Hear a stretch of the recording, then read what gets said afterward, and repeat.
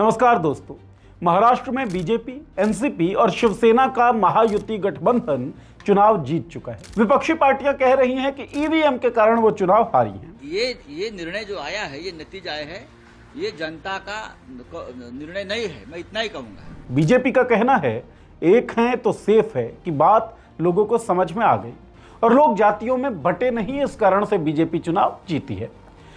एक है तो सेफ है, महाराष्ट्रातल्या सर्व समाजातल्या लोकांनी एकत्रित येऊन हा नारा यशस्वी केलेला आहे।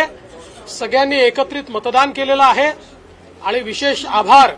इन चुनावों में बीजेपी महाराष्ट्र में सबसे बड़ी पार्टी बनकर उभरी है। चुनाव परिणाम कुछ ऐसा है कि हारने वाले दलों को तो छोड़िए, जीतने के बावजूद अजीत पवार और एकनाथ शिंदे बहुत अधिक खुश होंगे नहीं। विपक्षी पार्टियों की चुनाव हारने के बाद ईवीएम का रोना कितना जायज है? बीजेपी ने ऐसा क्या खेल कर दिया कि उसके सहयोगी दल भी टेंशन में होंगे? और उद्धव ठाकरे की शिवसेना या शरद पवार वाली एनसीपी का भविष्य क्या है? बात इस वीडियो में।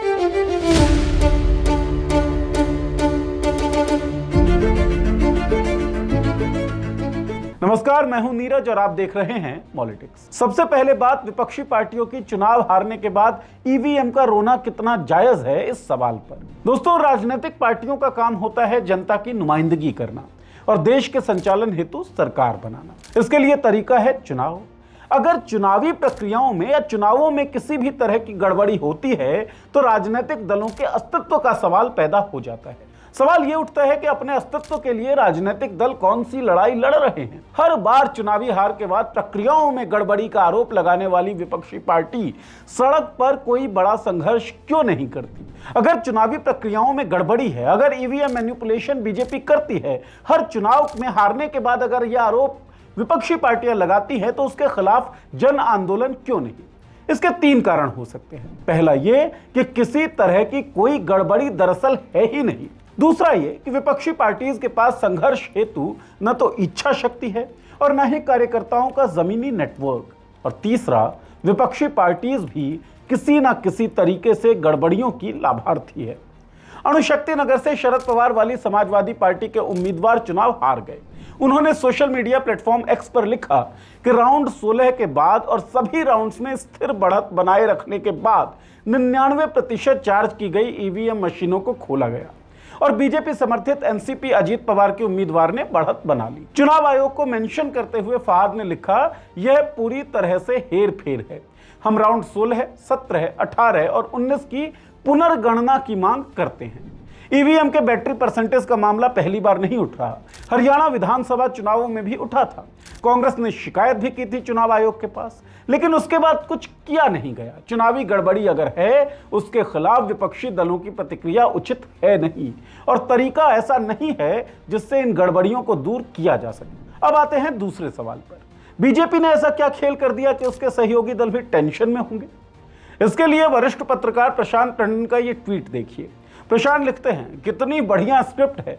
झारखंड इंडिया गठबंधन जीत जाएगा तो चुनावी धांधली की बात क्रेडिबल होगी नहीं। असली नकली शिवसेना और एनसीपी का फैसला एकनाथ शिंदे और अजीत पवार के पक्ष में हो गया। साथ ही शिंदे और अजीत पवार को इतना भी ना रहने दिया जाए कि कोई दावेदारी पेश कर सके। इतनी बढ़िया स्क्रिप्ट जनता लिखती है क्या?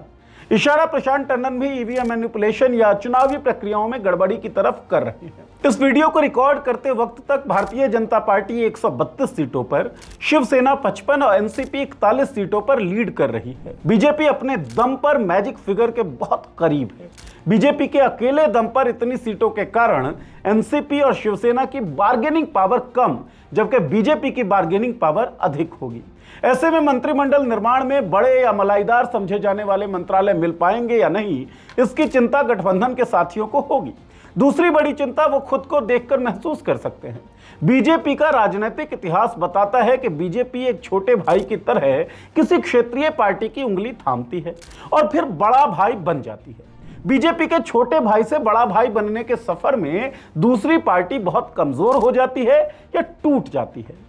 अजीत पवार और एकनाथ शिंदे दोनों इस बात को बाखूबी समझते होंगे, इसीलिए टेंशन में होंगे। अब आते हैं तीसरे सवाल पर। उद्धव ठाकरे की शिवसेना या शरद पवार वाली एनसीपी का भविष्य क्या है? इस सवाल का जवाब उद्धव ठाकरे या शरद पवार ही बेहतर जानते हैं। लेकिन एक बात तय है कि स्थितियां उनके लिए काफी चुनौतीपूर्ण हो गई हैं। चुनाव के परिणामों के हिसाब से अजीत पवार वाली एनसीपी और एकनाथ शिंदे वाली शिवसेना ही असली एनसीपी और असली शिवसेना कही जा सकती है। संभव है कि शरद पवार और उद्धव ठाकरे दोनों अपने अपने घर वापसी कर लें या फिर दोनों अपने अपने गुट को मजबूत करने के लिए जमीन पर संघर्ष करें। वैसे भी वैचारिकी के तौर पर यह जो गठबंधन है कम से कम शिवसेना को तो सूट करता नहीं है। संजय राउत के बयान इसकी तफ्तीश भी करते हैं। 2024 में हुए लोकसभा चुनावों के बाद हाल ही में अलग अलग राज्यों में जहां विधानसभा के चुनाव हुए हैं, बीजेपी ने हरियाणा और महाराष्ट्र में शानदार जीत हासिल की। लेकिन फैक्ट एक ये भी है कि इन दोनों ही राज्यों में लोकसभा चुनावों में बीजेपी को गहरा झटका लगा था। लोगों के मन में मोदी को हराने और बीजेपी को जिताने का भाव हो, ऐसा है नहीं। तो फिर विधानसभा चुनावों में बीजेपी ने जीत कैसे हासिल कर ली?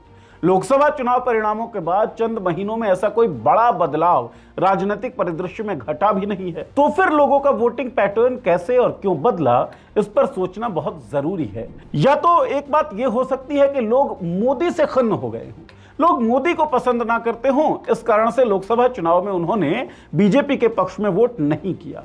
या फिर दूसरा और अधिक संभावना जिस बात की है वो ये कि ईवीएम मैनिपुलेशन के जो आरोप हैं उनमें थोड़ा बहुत दम हो या चुनावी गड़बड़ियां जो हैं उनमें भी ताकत हो।